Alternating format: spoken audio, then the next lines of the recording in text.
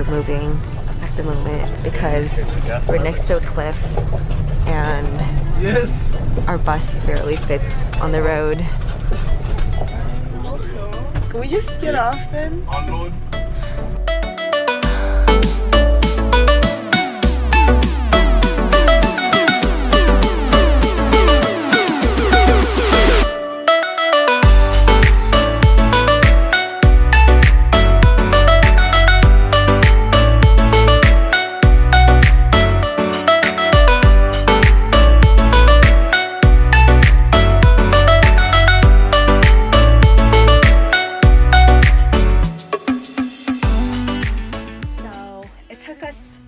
Like an hour and a half to get up here, and it was a very shaky ride to the point where my Apple Watch actually thought that we were exercising, even though I was just like shaking in the car.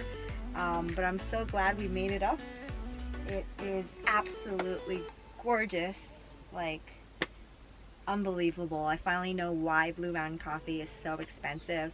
So the owner of this estate, I'm at the Clifton Mount Coffee Estate. It's been around since 1751, and it is apparently the oldest still existing coffee estate in the world. So there is a lot of heritage here and there's a lot of tradition. And so I learned the proper way, or not proper way, I mean like the owner of this estate's favorite way of making coffee, which is pour over, and I will be showing you guys later how to make that.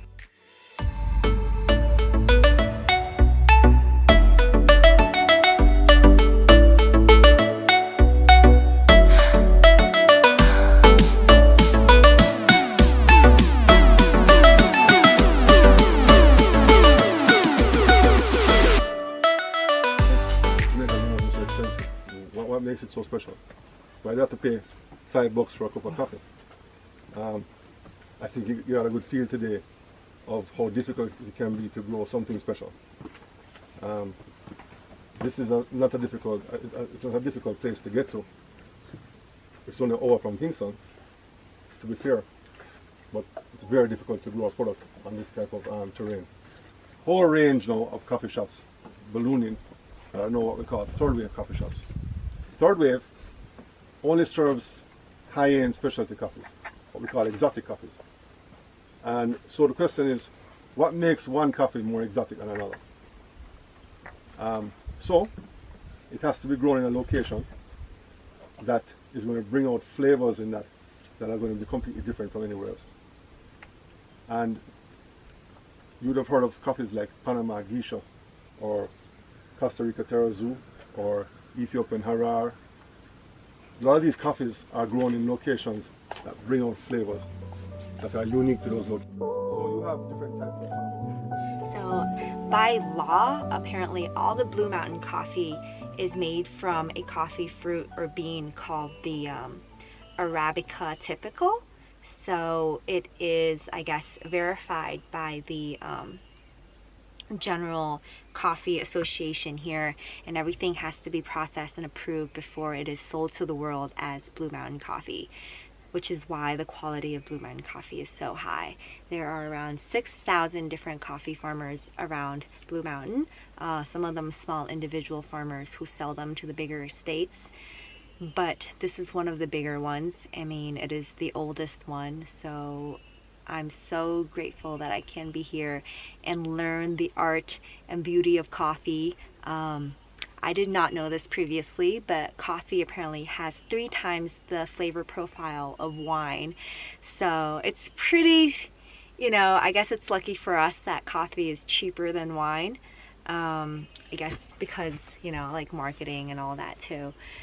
So yeah, I love coffee and I can't wait to make my own Blue Mountain coffee at home. Hopefully it's as good as the ones that I've tried here. And whoa, there's a drone. Damn. But let me show you around.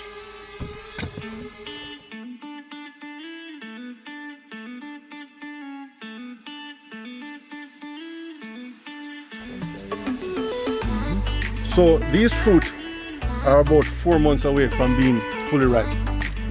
They will double in size, and when they are ripe, they turn cherry red.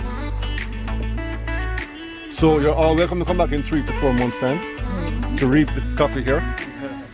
It's the easiest work you'll ever do.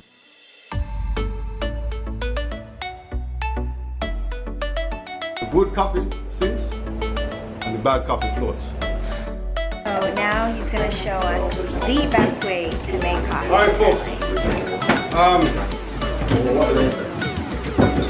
so we use a filter that's not bleached, not a white filter, but a brown one, because it doesn't have the bleach on it, but it affects the taste. Ceramic, you can use plastic filter, and a carafe to collect the coffee. The key to this process is the controls. So we start with 30 grams of coffee, and the thing is to remember, always 16 times the amount. So if you use 30 grams of coffee, you want to use 16 times the amount of water.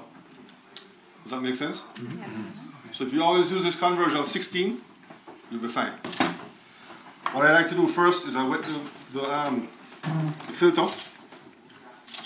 Whatever impurities that are on it, that will come out.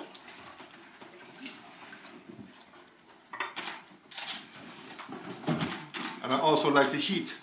Alright, let me see the heat.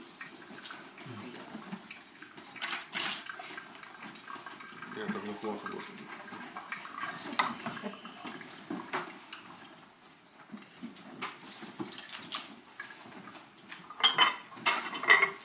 Once I've cleaned it, I try to heat the carafe because I don't want a cold carafe to interact with the hot coffee and reduce the temperature. Make sense? Yeah. Never throw the water in the grass because hot water kills grass. Andrew? Put the coffee in. I want to make sure that it's as flat as possible. I don't want hills and valleys in the patty. Okay, normally I would time it. The key to pouring the water, and why you have this gooseneck on the kettle, is because it pours the water in a very even flow. What you don't want to happen is the water to come out